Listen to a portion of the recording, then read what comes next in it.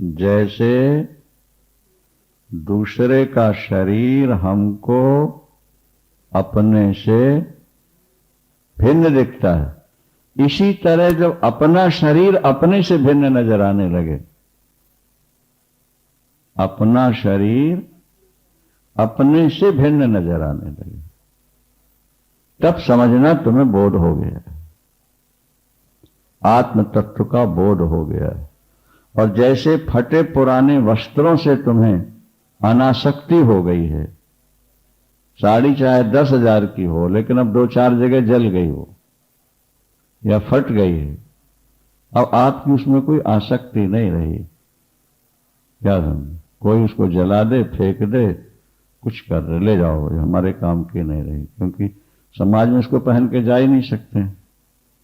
तो जैसे कीमती साड़ी होते हुए भी फट जाने के बाद या जल जाने के बाद उसमें हमारी आसक्ति नहीं रही, इसी तरह शरीर रहते हुए शरीर के प्रति जब हमारी आसक्ति नहीं रह जाए, सबसे अंतिम आसक्ति शरीर की होती है। पहले आसक्ति होती है धन की, धन से ज्यादा आसक्ति होती है पत्नी और पुत्र की, क्योंकि पत्नी पुत्र की सुख सुविधा के लिए हम सब कुछ लुटाने को तैयार हो जाते हैं, ठीक है नहीं? अपनी गाढ़ी कमाई लाखों करोड़ों रुपए हम दे सकते हैं, दे ही रहे हैं, सभी दे रहे हैं। तो धन प्यारा, धन से ज्यादा पत्नी पुत्र प्यारे, पत्नी पुत्र से शरीर ज्यादा प्यारा होता है। शरीर जब बहुत संकट आता है तो व्यक्ति अपने को बचाने की कोशिश करने लगता है, और शरीर से भी ज्यादा प्रिय प्राण होते हैं। शरीर से भी ज्यादा प्रिय, शरीर का कोई अंग कटवा दो, नहीं तो कैंसर मर जाओगे, उसी में कटवा देगा, प्राण तो बचे रहेंगे। अब प्राणों से भी ज्यादा प्रिय आत्मा, प्राणों से भी प्रिय आत्मा, सबसे अधिक प्रिय आत्मा, सा काष्ठा सा परागति, उससे ज्यादा प्यारा कोई नहीं। आत्मा से ही आत्मा के नाते ही सबसे प्यार। भगवान भी अगर हमें प्यारा लगता है तो इसलिए कि वो हमारी आत्मा के अनुकूल है। हमें दुख मिले ऐसे भगवान से भी हमारा प्यार नहीं हो सकता। प्यार उसी से होगा जिससे हमको सुख मिलने वाला होता है।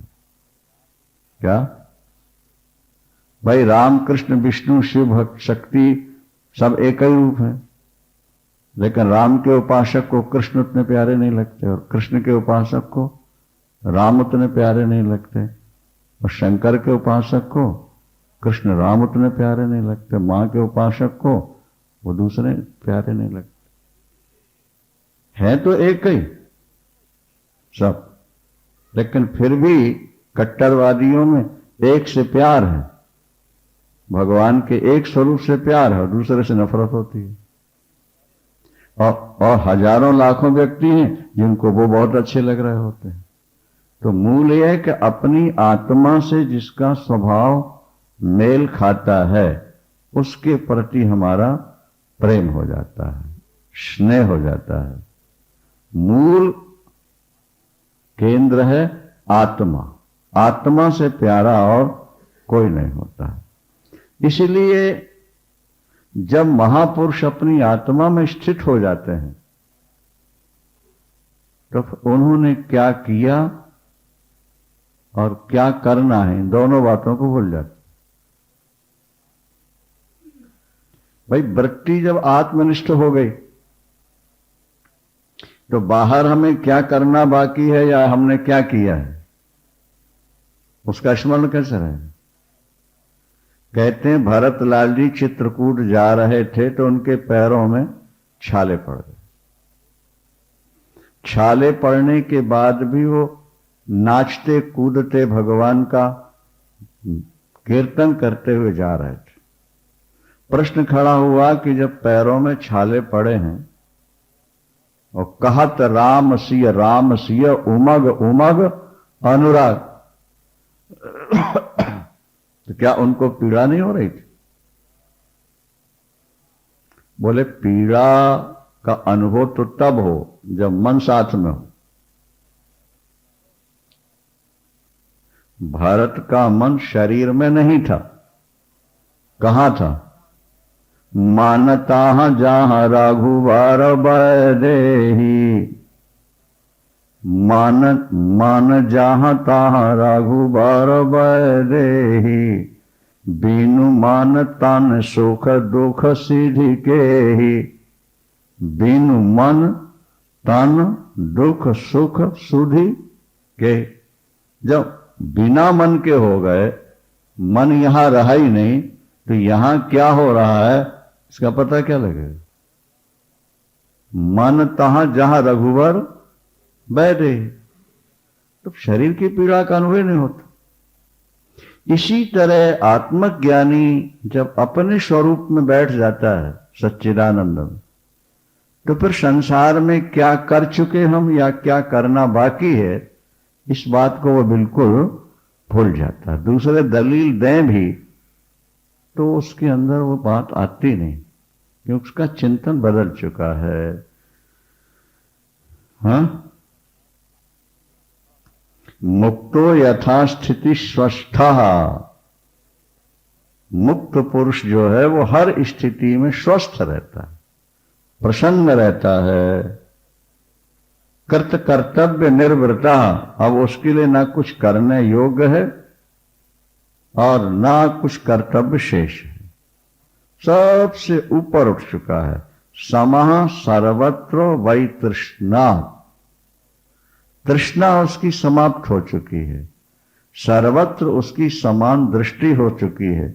न स्मरति, स्मृति अकृतम कृतम। अब वो क्या किया और क्या नहीं किया इस बात का स्मरण भी नहीं रखता है, वो अपने स्वरूप में ही मस्त रहता है। सच्चिदानंद भगवान की जय। ध्रुव जी के ही वंश में एक राजा अंग हुए, उनके संतान नहीं थी। एक बार जब वे यज्ञ करने लगे तो देवता उनके यज्ञ में आए नहीं। पूछने पर मालूम पड़ा संतानहीन के यज्ञ में देवता नहीं आता। इससे उन्हें बड़ी पीड़ा हुई और फिर उन्होंने पुत्रेष्टि यज्ञ कराया। उससे पुत्र तो हुआ लेकिन अधार्मिक हुआ। ऐसा लगता था कि जैसे पाप ही पुत्र बन के प्रकट हो गया। रात दिन गलत काम करते रहना ये उसका स्वभाव बन गया। माता पिता की आज्ञा का उल्लंघन करना, प्रजाजनों को कष्ट देना, अंधे की सोटी पकड़ के कुएं में गिरा देना, शिकार खेलना, अनावश्यक लोगों को सताने लगा।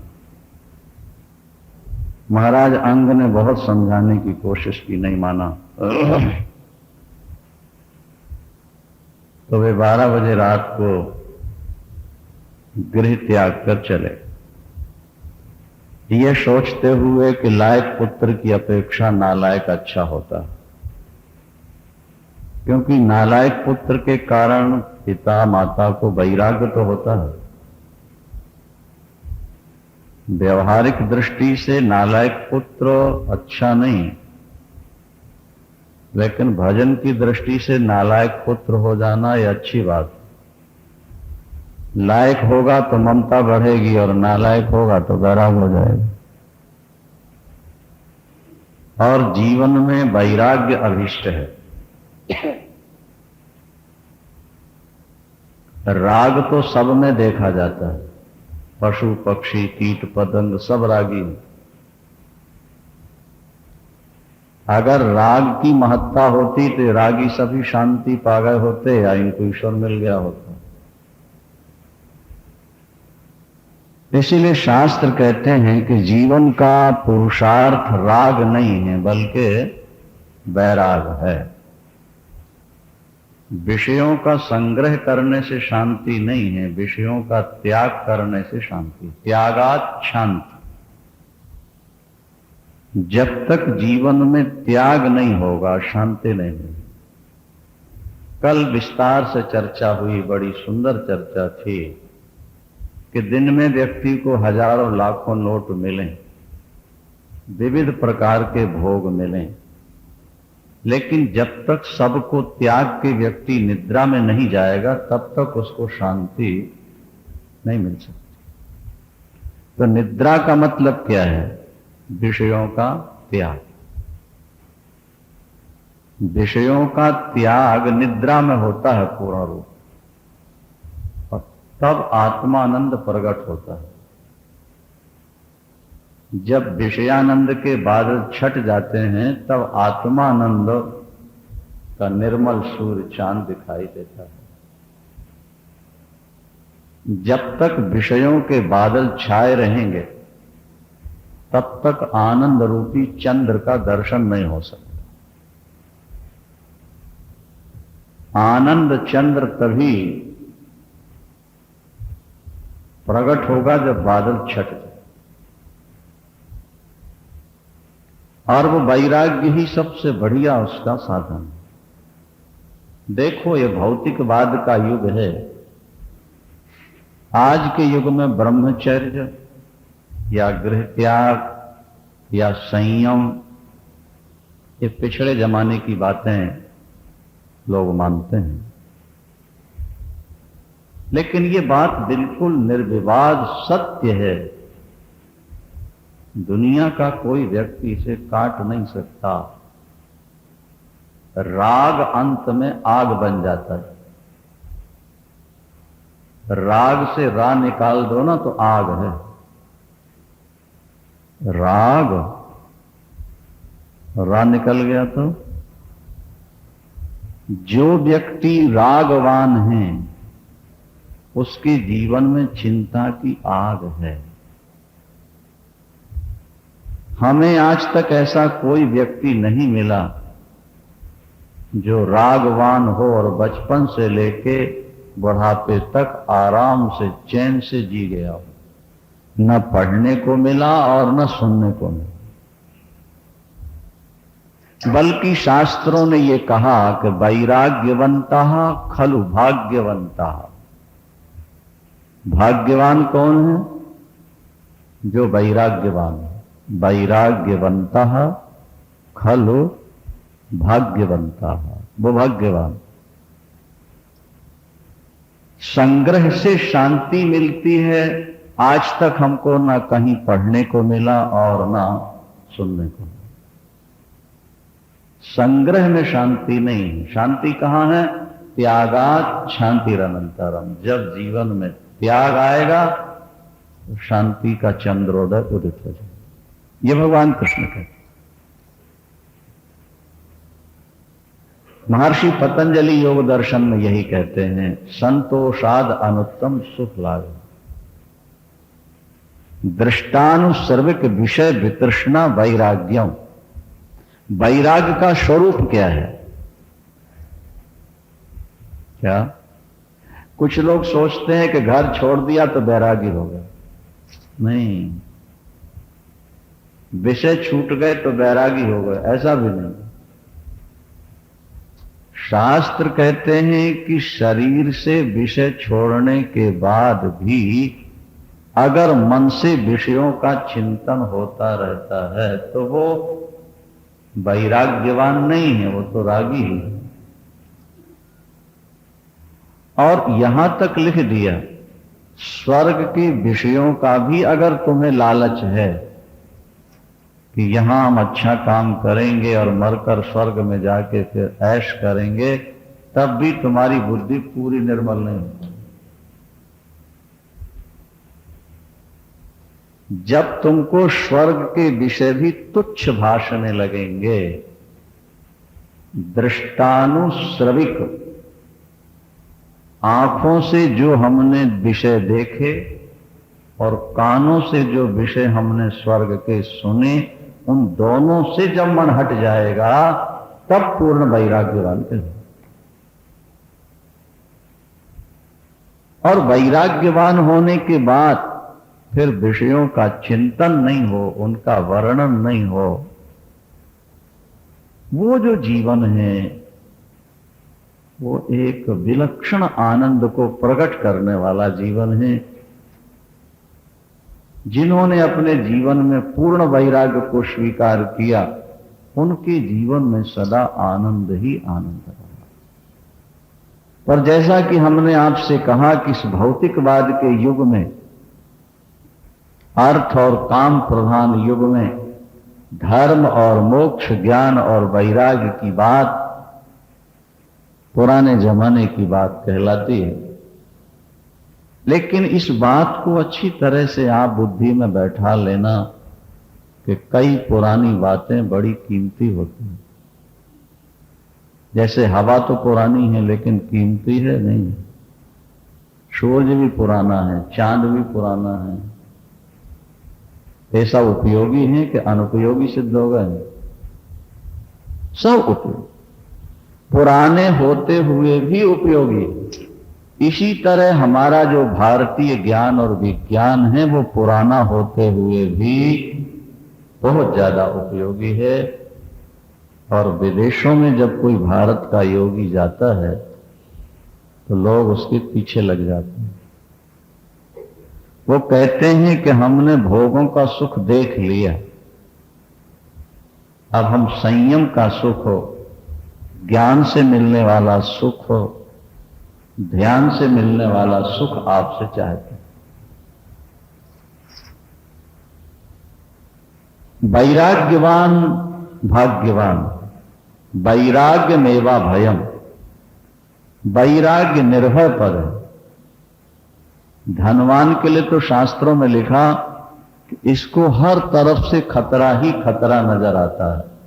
राजतश, चोरतश, शत्रु, स्वजनात्, पशु पक्षिता। धनवान को राजा से भय, धनवान को चोर से भय, क्या धनवान को रेड़ से भय, धनवान को अपने पुत्रों से भी भय होता है। पुत्रादपि भीति धन भाजाम, एक वाक्य मिलता है। धनवान अपने बेटे से भी डरता है कि ये कहीं मेरा सब छीन न ले। हर समय भय है। और जो वैराग्यवान हो गए, रोटी और लंगोटी से जिन्होंने मतलब रखा, उनको अभय पद मिल गया। वे निर्भय हो, उनको न डाके का भय है, न चोरी का भय है, न सेल टैक्स इनकम टैक्स का भय है, न अग्नि का भय है। मृत्यु के भय से भी वे निर्भय हो जाते हैं, क्योंकि वे शरीर को भी अपना नहीं मानते हैं। वो कहते हैं शरीर तो किराए का है, किराए का है। ये तो पंच महाभूतों के द्वारा निर्मित एक पुतला है, एक कमरा है जिसके अंदर हम प्रवेश कर रहे हैं। जैसे गेस्ट हाउस में आप जाकर के विश्राम करते हैं, लेकिन उसको अपना नहीं मानते, प्रातःकाल उठ के चल पड़ते हैं। इसी तरह शास्त्र कहते हैं कि शरीर भी एक गेस्ट हाउस की तरह है।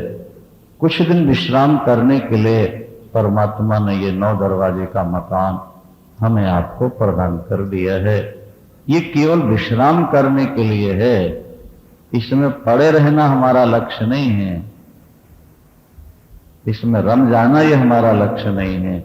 ईश्वर को प्राप्त करना ये हमारे जीवन का अंतिम लक्ष्य है, ध्येय है। उस पर हमें बहुत बुद्धि लगाने की जरूरत है।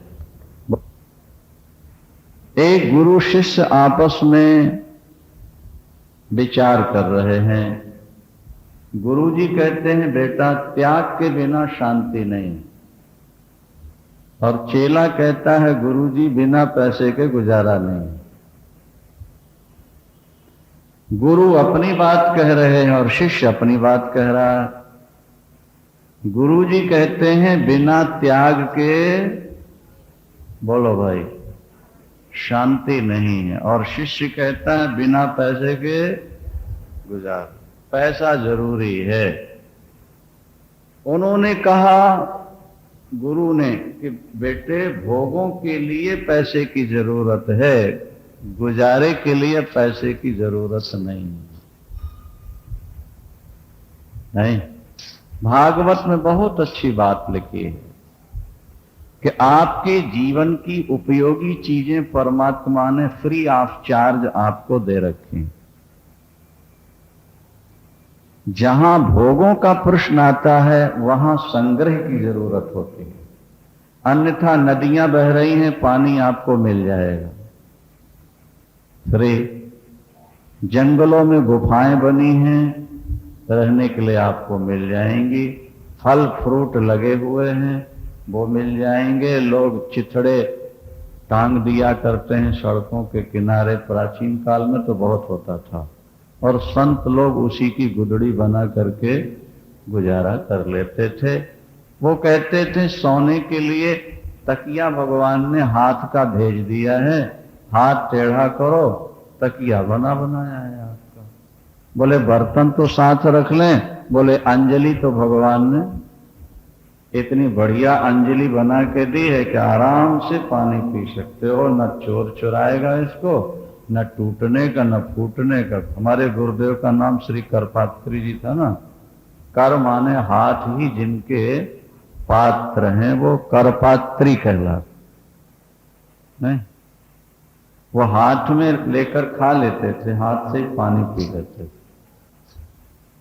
बर्तन नहीं। माने अगर आप विचार करके देखोगे तो जीवन के उपयोग की वस्तुएं ईश्वर ने फ्री दे रखी। हां, जब भोगों का प्रश्न आता है तो फिर कोठी चाहिए, फिर पैसा चाहिए, फिर कार चाहिए, फिर बहुत सारी चीजें। चिड़िया जब तक अकेली है उसको घोंसला बनाने की जरूरत नहीं पड़ती है, डाल पर अपने गुजारा कर ले। खाने को परमात्मा रोज बिखेर देता है, सब मिल जाए।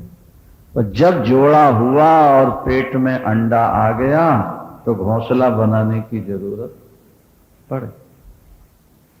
तो जहां विकार है वही संग्रह वाली बात है। जब जीवन निर्विकार हो जाए तो फिर संग्रह की आवश्यकता नहीं। त्याग में शांति है। चेला कहता है पैसे के बिना गुजारा है। गुरु चेले दोनों जा रहे थे, बीच में नदी पड़ी। अब नौका से पार होना है तो केवटने का भाई पैसे लाओ, तो चेले के जेब में थे, निकाल के दे दिए। अब फिर कहने लगा बताइए गुरुदेव, अगर पैसा ना होता तो नदी पार कैसे हो। इसीलिए हमने कहा ना कि पैसे की जरूरत है। जब पार हो गए तो गुरुजी ने कहा बेटा तुमने नदी कैसे पार की। बोले गुरुदेव पैसा हमने दिया और नदी पार हो गई। तो गुरुजी ने कहा पैसा तुमने जेब में जो रखा था वो रखे रखे पार हो गए कि जब त्याग दिया तब पार हो गए। बोलो वृंदावन।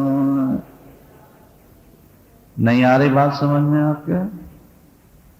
जेब का पैसा जेब में ही रखे रहते तो नदी पार हो जाते तो नहीं। कब पार हुए, जब कुछ हिस्सा निकाल के दिया, त्याग किया ना, तो नदी पार हो गए।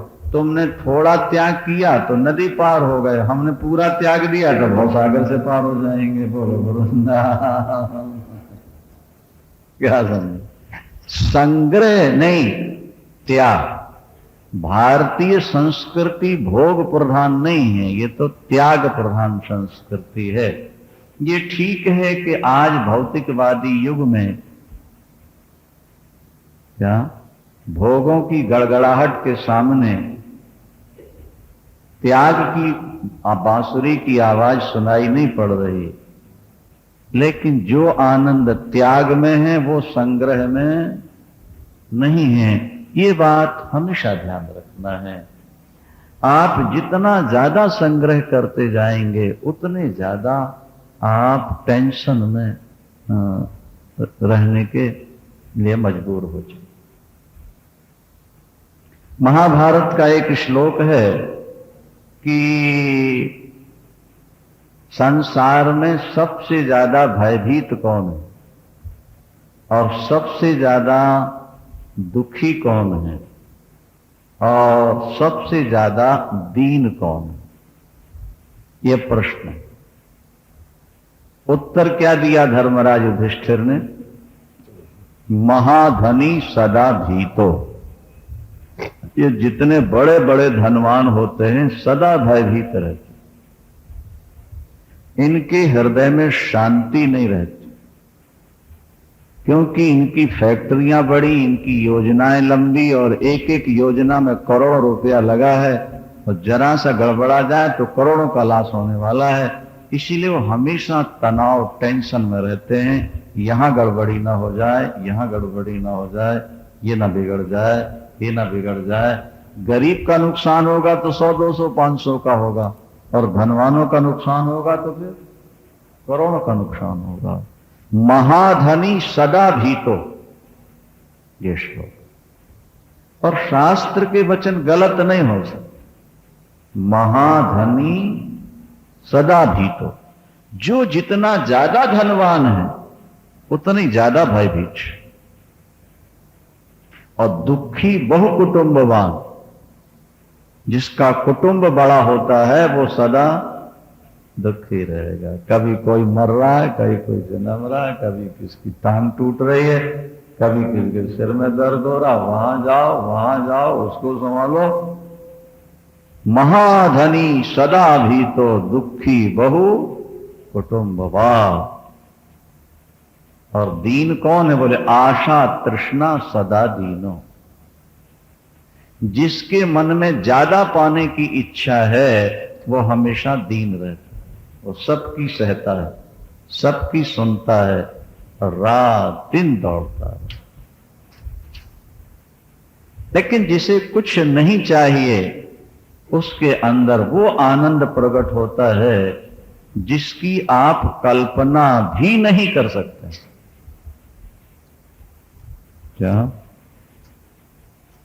कहते हैं? एक संत हरिद्वार में कई सीढ़ियों के नीचे पड़े थे कई वर्षों से। बिरला जी गए उनके पास, बड़े प्रभावित हुए और बोले महाराज आप सीढ़ियों के नीचे पड़े हैं, आप कहें तो हम आपको कई लाख रुपए का आश्रम बना देते हैं, हमारे लायक कुछ सेवा तो बताइए। उन्होंने कहा नहीं भाई कुछ नहीं चाहिए। बोले कुछ तो सेवा बताइए हमें। उन्होंने कहा सबसे बड़ी सेवा आपकी यही है कि आप जल्दी चले जाओ यहां से। क्या समझे आप? इससे बड़ी कोई सेवा नहीं हमारी, आप यहां से चले। हमें अपने जीवन से जो आनंद मिल रहा है उसका अनुभव आपको क्या हो? अरे भगवान राम ने रावण पर जब विजय प्राप्त की और अयोध्या आए तो उन्होंने एक यज्ञ किया, भागवत में लिखा है। और यज्ञ करने के बाद उन्होंने इतना दान किया महाराज कि खजाना खाली हो गया। फिर भी उनको संतोष नहीं हुआ, अपने सारे आभूषण दान कर दिए और बोले सीता जी से प्रिय तुम भी अपने आभूषण दान कर दो। यज्ञ किया ना अपन, तो लिखा केवल मंगल सूत्र ही सीता जी के गले में बचा, बाकी राम ने सारे जेवर दान करा दिए और सारा राज्य भी ब्राह्मणों को दे दिया। ब्रह्मा आचार्य होता अध्वर्यु ये सब होते ना यज्ञ में, तो एक दिशा आचार्य को दे दी, एक दिशा ब्रह्मा को दे दी, उद्गाता को दे दी, एक होता को दे, सब बंद। वो तो ब्राह्मणों ने कहा कि महाराज हम कहां इतना संभाल पाएंगे, आप हमारी संपत्ति की सुरक्षा करते रहिए, ऐसा मान के जरा संभाल लीजिए, हमें भजन करिए। सब दे दिए।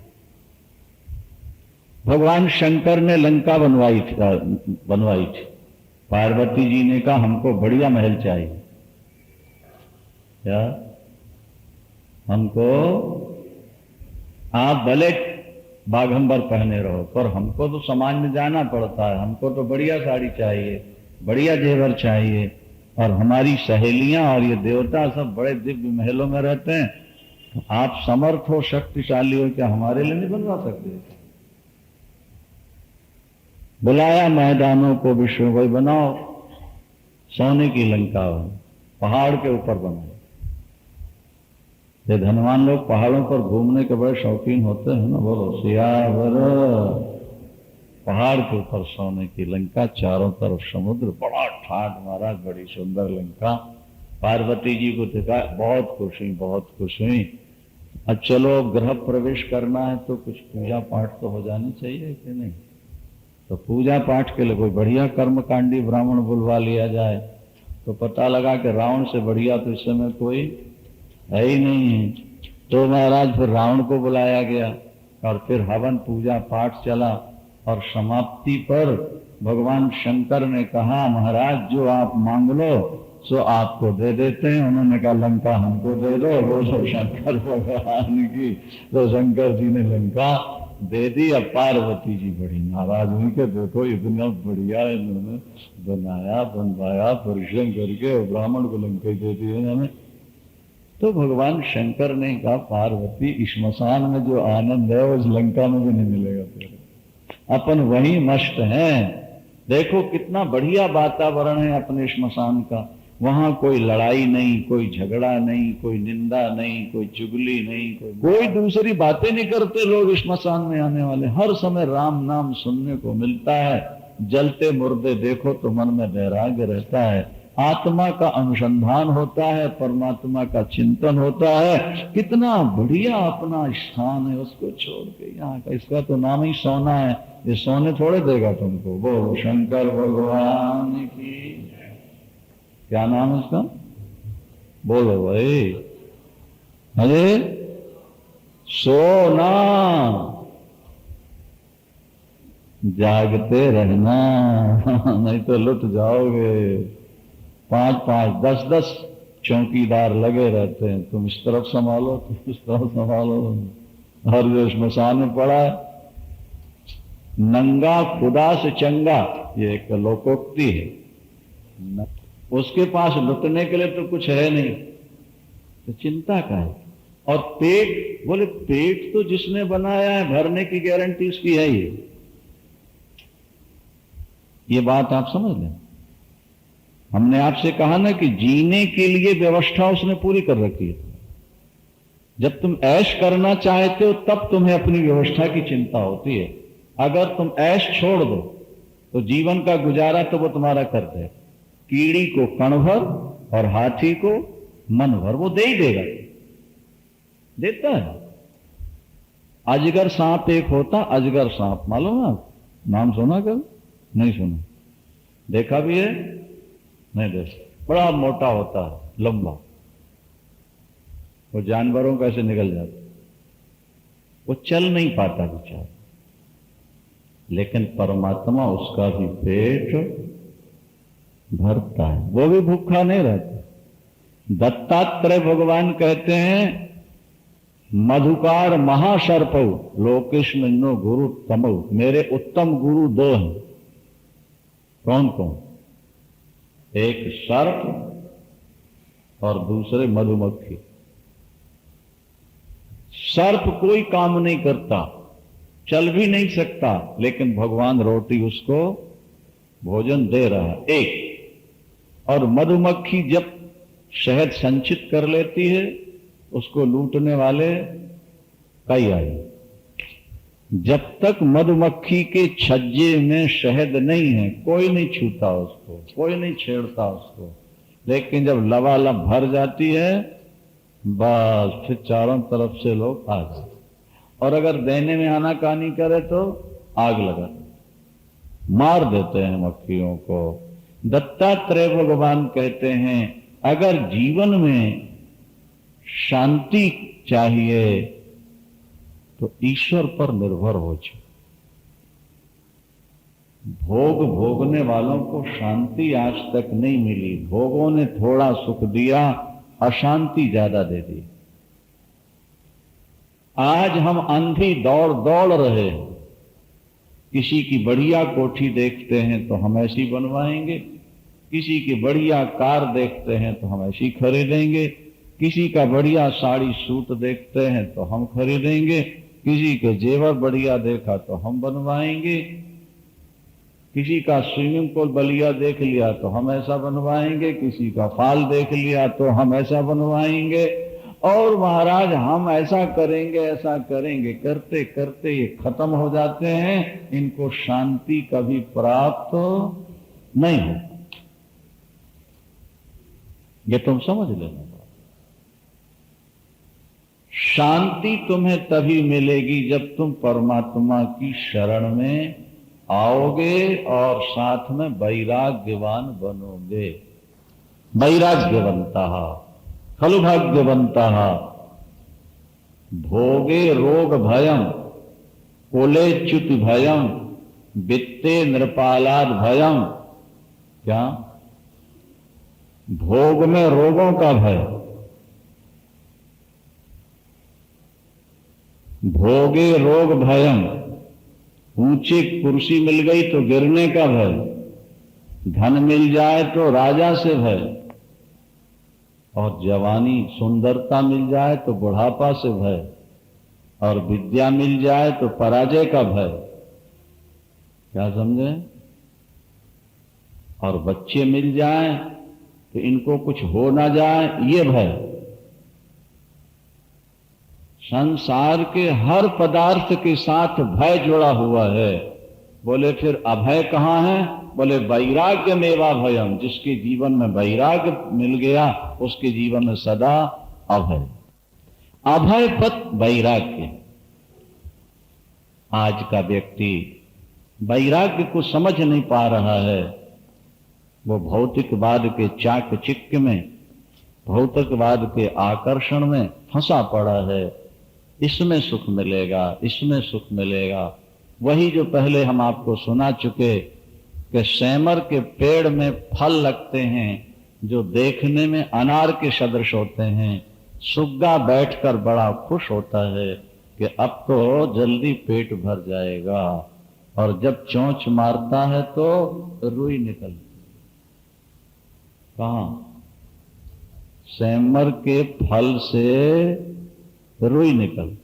फिर दूसरे फल पर बैठता है, चोंच मारता है, लेकिन देखता है कि उससे भी फिर तीसरे में मार। नादान है ना वो ये नहीं समझ पा रहा है कि जब पेड़ के एक में रुई निकल आई तो सब में हो। नादान है। लेकिन इंसान तो समझदार होकर भी नादान बना हुआ। तुलसीदास जी ने विनय पत्रिका में बहुत बढ़िया पद लिखा।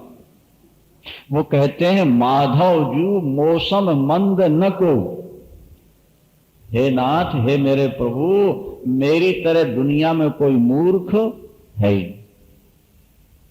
क्यों? तुमसे भी ज्यादा मूर्ख हैं। कौन है? बोले मछली। आटे के लोभ में कांटे को गले फंसा बैठती है। पतंगा सुंदरता को गले लगाने के चक्कर में अपने पंख जला बैठता है। तुलसीदास जी कहते हैं, नहीं प्रभु, मैं उनसे भी ज्यादा मूर्ख हूं। क्यों? कि उनको तो इस बात का पता ही नहीं है कि इसके अंदर कांटा है, लोहा है, कि इस आग से लपट के हम जल जाएंगे। उनको इस बात का ज्ञान ही नहीं है। वो तो आटा दिखता है तो आटा खाने दौड़ पड़ती है बेचारी। आटे में कांटा फंसा हुआ है। दीपक की ज्योति देख के पतंगा गले लगाने जाता है, उसको पता ही नहीं कि ये जलाने वाली चीज है। लेकिन इंसान को तो सारा पता है, और पता होते फिर गलत काम कर रहा है। इसलिए माधव जी मौसम मंद न को, यद्यपि मीन पतंग हीन मति, मोहि नहीं पूजे ओ। क्यों?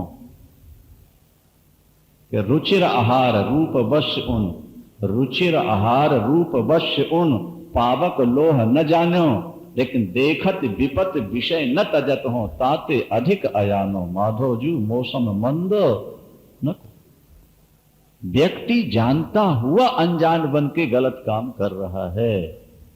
जब कभी सदगुरु की प्राप्ति होती है, सदगुरु मिले जाहि जिन संशय भ्रम समुदाय, सदगुरु प्राप्त हो जाए तो संशय और भ्रम सदा के लिए समाप्त हो जाते हैं।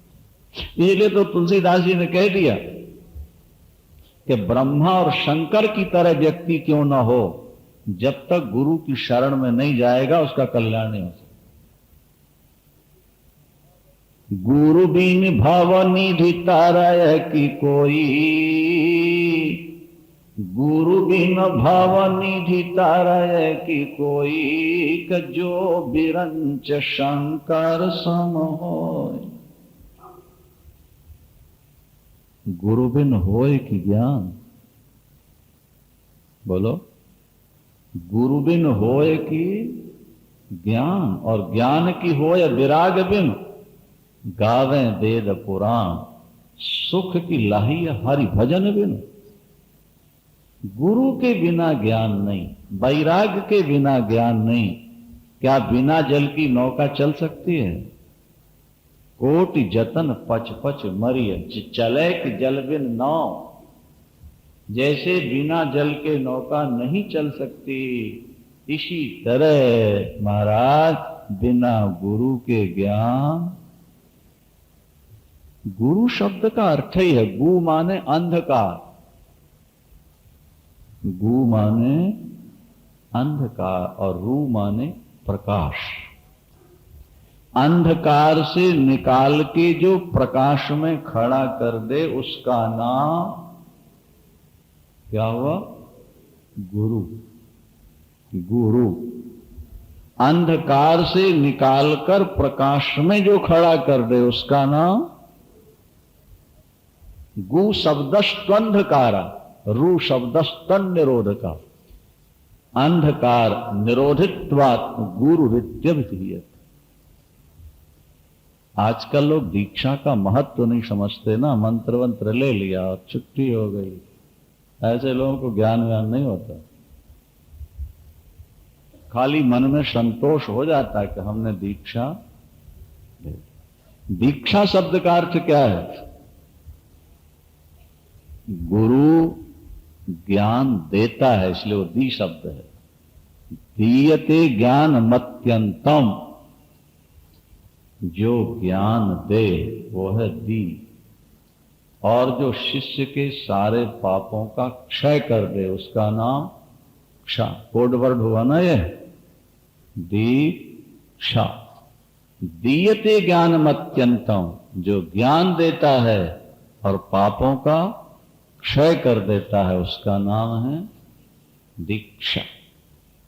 दीक्षा। शिष्य अगर श्रद्धावान हो और गुरु शक्तिमान हो तो शिष्य अंधकार में कभी भटक नहीं सकता, लड़खड़ा नहीं सकता है। बड़ा महत्व है। इसलिए शास्त्र कहते हैं गुरु बनाकर ही आगे बढ़ना होता है। एक बार नारद जी पहुंचे वैकुंठ, तो नारायण जी ने लक्ष्मी से कहा कि जरा जल लेकर के छींटे मार दो जहां जहां नारद के पैर पड़े, शुद्ध हो जाए। बड़ा दुख हुआ नारद जी को, क्या मैं इतना नीच हूं कि जहां मेरे पैर पड़ गए वहां पानी से धोया जाए? नारद भगवान ने कहा, नारद जी अभी तुमने दीक्षा नहीं ली, इसलिए तुम जहां पैर रखते हो जगह अशुद्ध हो जाए। देयन्ते ज्ञानम एतावत। अच्छा, फिर जाकर के वामदेव जी से उन्होंने दीक्षा ग्रहण की। नारद जी कागज में जब तक सरकारी सील न लग जाए प्रेस की, तब तक नोट नहीं कहलाता और व्यापारी उसको स्वीकार नहीं करता। इसी तरह गुरु की सील लगे बिना गोविंद भी जीव को स्वीकार, लेकिन दीक्षा लेकर के उसकी विधि समझनी होती है, गुरु की सेवा करनी पड़ती है। जीवन का समर्पण जब हो जाता है तब जाकर के जीव का कल्याण। ऐसा शास्त्र कहते हैं। अष्टु विषय चला था वैराग्य। देखो भाई, एक बात आपको बताएं, विषय हमको सुख नहीं देते, हमारा सुख ही विषयों के माध्यम से हमें प्राप्त होता है। हमारा सुख ही विषयों के माध्यम से हमको, इसका उदाहरण समझ लो आप। दर्पण आपको कोई नई शक्ल दिखाता है या आपको अपनी शक्ल ही वो दिखा रहा होता है? समझ लो बुद्धि लगा के जरा। दर्पण के सामने जब आप खड़े होते हो तो दर्पण कोई नए दृश्य दिखाता है कि आपको ही अपने माध्यम से दिखा रहा होता है? कहना पड़ेगा कि दर्पण आपको ही अपने अंदर से दिखा दे। हम ही दर्पण में दिखते हैं, दर्पण स्वतंत्र नहीं हमें दिखा सकता। इसी तरह हमारा स्वाद ही दूसरों के अंदर से हमें प्राप्त होता है। लगता यह है कि दूसरे हमको सुख दे रहे हैं। ये थोड़ा बहुत गहरी बात है, सभी लोग इस बात को नहीं समझ सकते। बोलो वृंदावन। उदाहरण से बात समझ लो ना। अपने अंदर अगर वासना न हो और सामने वाला वासनावान हो तो वो अपने को जहर जैसा लगता है। भाई अपन गले तक भरे पड़े और कोई भोजन ला के हलवा पूड़ी रखा और कह रहा खाना ही पड़ेगा तुम्हें, उसमें कोई स्वाद है? स्वाद तो हमारी भूख में है। जब कड़ाके की भूख लगी और कोई चने दे दे तो बादाम पिस्ता से बढ़िया स्वादिष्ट लगेंगे, और अगर हमारे अंदर भूख ना हो तो बादाम पिस्ता कोई लाके रख दे, बेकार। वृद्धस्य तरुणी विषम, हमारे शास्त्रों का एक वचन। अजीर्णे भोजनम विषम, अजीर्ण में भोजन जहर, बूढ़े को जवान स्त्री जहर। क्या समझ में आई बात? मूर्ख के लिए विद्वानों की सभा जहर। अपने अंदर अगर कुछ नहीं है तो दूसरी जगह जाकर के कोई स्वाद मिलने वाला? अपना ही स्वाद दूसरे के माध्यम से अपने को मिलता है। अगर अपने अंदर स्वाद न हो तो दूसरा हमको स्वाद नहीं दे सकता। ये बात जब बहुत सोचोगे तब कभी बुद्धि में बैठेगी। इसका उदाहरण शास्त्रों ने दिया, भूखा कुत्ता। भूखा कुत्ता और सूखी हड्डी, इसका उदाहरण समझ रहे हो कि नहीं? भूखा कुत्ता जब सूखी हड्डी को चबाता है तो हड्डी के कण उसके मसूड़े में चुभते हैं, मसूड़े का रक्त हड्डी में लग जाता है, मुंह हटा के देखता है, सोचता है जोर से हड्डी मैंने दबाई थी तो उसके अंदर का छुपा हुआ रक्त तो बाहर आ गया, प्यार से चाटता है।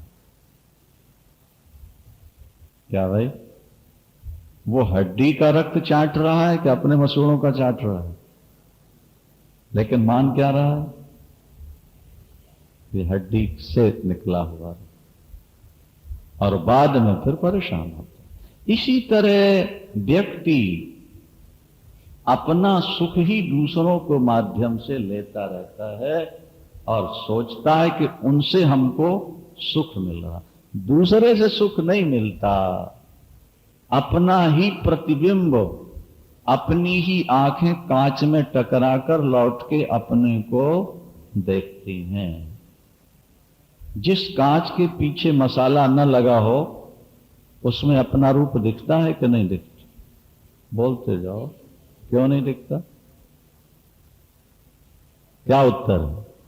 उसका समाधान यह है कि आंख से जो ज्योति निकली थी उसको लौटने का माध्यम नहीं था, बाहर जाने का माध्यम था। इसलिए ज्योति आगे चली गई तो वो लौट के देखे क्या? और पीछे जब मसाला लग गया तो आंख की ज्योति को उस तरफ जाने को नहीं मिला, तो मुड़ करके उसने अपने को देखना शुरू कर दिया। हमको लगता है वहां दिखता है, बाकी कांच से टकराकर ज्योति हमको ही देख रही होती है। बोलो वृंदावन। ये बात जल्दी समझ में नहीं आती, समय लगता है। और जब ये रहस्य आपकी समझ में आ जाए कि हमारा ही आनंद पदार्थों के माध्यम से हमको मिलता है।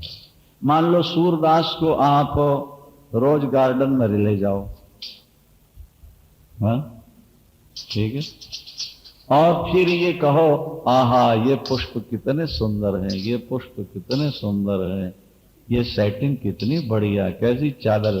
सूरदास को आनंद मिलेगा कि नहीं मिलेगा? बोलो क्यों नहीं मिलेगा? बोले अपना शून्य है तो जगत शून्य। कान आपके नहीं हैं, बहरे हो गए हैं, अब कोई कितना बढ़िया गा रहा हो, आपको आनंद मिलेगा? अगर बाहर से आनंद मिलता होता तो अंधे को, सूरदास को, बहरे को भी मिलना चाहिए। मानना पड़ेगा कि अपना ही आनंद सामने टकराकर वापिस लौटता है। अच्छी चीज से टकरा करके लौटता है तो अच्छा लगता है, गंदी चीज में टकरा करके वहीं लीन होता है, लौट नहीं पाता, इसलिए वो हमको दुखी बना देता है। गंदे पदार्थों को देखते जी मचला जाता है, इसलिए आनंद की अनुभूति नहीं होती। जिन वस्तुओं के देखने से, खाने से, स्पर्श करने से मन में अनुकूलता रहती है, वो पदार्थ हमको मीठे लगते रहते हैं। वो मिठास पदार्थों की नहीं है, वो तुम्हारी अपनी अनुकूलता की मिठास, वो तुम्हारे अपने अनुकूलता की मिठास। मान लीजिए आपसे, हमसे कोई प्यार करना चाहता है, लेकिन हमारा मन उसको नहीं मानता, तो उसके प्यार से हमें सुख मिलता है? बोलो कहां मिलता है? जहां हमारा मन मानता। तो प्रधानता अपनी हुई कि सामने वाले की हुई? बोलो अपनी हुई ना। अपनी अनुकूलता अपने को सुख देती है। अगर अपनी अनुकूलता नहीं है, अपना मन नहीं मानता, तो फिर उस पदार्थ से अपने को आनंद नहीं। ये थोड़ा कठिन बात रही। अस्तु आगे चलो। संसार में सबसे बड़ी कीमत है वैराग्य की। जब तक वैराग्य नहीं होगा तब तक शांति का चंद्र दर्शन नहीं, तब तक ज्ञान भी नहीं होगा, तब तक भक्ति भी नहीं मिलेगी, और तब तक भगवान का दर्शन भी नहीं होगा। आप ज्ञान के मार्ग में जाना चाहें या भक्ति मार्ग से आगे बढ़ना चाहें, शांति पाना चाहें या ईश्वर को पाना चाहें, इन चारों का माध्यम है वैराग्य। ये फाउंडेशन है। वैराग्य क्या है? साधना, सफलता रूपी महल का जो फाउंडेशन है वो है वैराग्य। जब तक फाउंडेशन मजबूत नहीं होगा, मकान खड़ा नहीं हो सकता है। जब तक आपके अंदर वैराग्य जागृत नहीं होगा, तब तक ज्ञान, भक्ति, शांति और ईश्वर, इन चारों का अनुभव आपको नहीं। ये बात आप समझ। आप भक्ति चाहते हैं तो पहले वैराग्य होना चाहिए। ज्ञान चाहते हैं तो वैराग्य होना चाहिए। शांति चाहते हैं तो वैराग्य, और ईश्वर का दर्शन चाहते हैं तभी वैराग्य। हमने पहले भी आपको सुनाया है कि गरीबों के यहां जब हमको ले जाया जाता है तो वो लोग बड़ी सेवा करके आंख में आंसू भरते हैं। महाराज बेटी की शादी हो जाए, पैसा नहीं है, कोई उपाय बताइए। गुजारा नहीं हो रहा, कोई उपाय बताइए। उनकी समस्या यह है कि गुजारा नहीं हो रहा। लेकिन जब धनवान हमको अपने घर ले जाते हैं और बड़ी सेवा करते हैं, फिर कहते हैं कुछ सुनाइए, और हम कहते हैं कि आपको क्या सुनना है, तो क्या उत्तर देते हैं? महाराज भगवान का दिया सब कुछ है, भगवान का दिया बस एक ही कमी है, घर में शांति नहीं है, कोई शांति का उपाय। ये हमको 100% सुनने को मिलता, बड़े बड़े 99% तो है ही है। जिस धनवान के घर हम गए और हमने पूछा, यही उत्तर मिला है कि भगवान का दिया सब कुछ है, लेकिन घर में शांति। यानी जब तुम ज्यादा धनवान हो जाओगे तो शांति तुमसे विदा होगी। परिवार में इस तरह की कलह पैदा हो जाएगी, आपस में मनमुटाव हो जाएगा, सास बहू का मन नहीं मिल पाएगा, पिता पुत्र का मन नहीं मिल पाएगा, किसी ना किसी बात को लेके तनाव बना रहेगा। एतावता वैराग्यवान होना, और ये हमने कल विस्तार से आपको सुना दिया। निद्रा ये वैराग्य का एक लक्षण है। निद्रा, निद्रा में क्या होता है? हम सब कुछ भूल जाते हैं, सब कुछ त्याग देते हैं। निद्रा में केवल हम ही हम रहते हैं, हमारे साथ कोई जुड़ा नहीं होता, इसलिए निद्रा में हमें कभी तनाव नहीं होता, निद्रा में कभी अशांति का अनुभव नहीं होता, निद्रा में कभी थकावट नहीं होती। संसार के भोगों में तो थकावट है, संसार के काम में थकावट है, संसार के व्यापार में थकावट है, लेकिन निद्रा में थकावट नहीं है, बल्कि जो थकावट होती है वो भी समाप्त हो जाती है, क्योंकि उस समय हम केवल अपने आप में होते हैं, हमारे साथ कोई जुड़ा नहीं होता है। यही वैराग्य का लक्षण है। इस पर गंभीरता से विचार करना चाहिए। श्रीमन नारायण नारायण नारायण,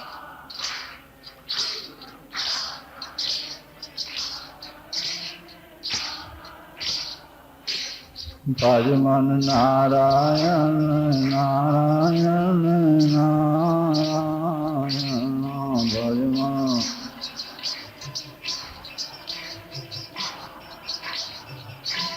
लक्ष्मी नारायण नारायण नारायण,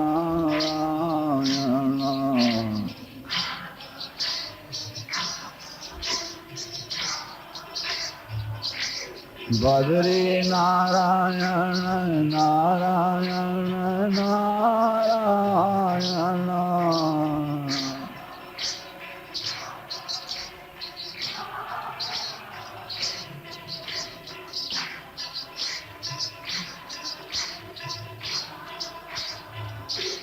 श्रीमन नारायण नारायण नारायण,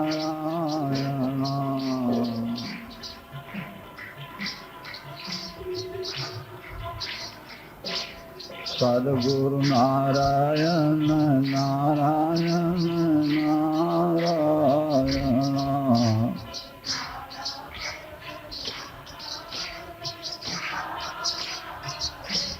भजमन नारायण नारायण नारायण।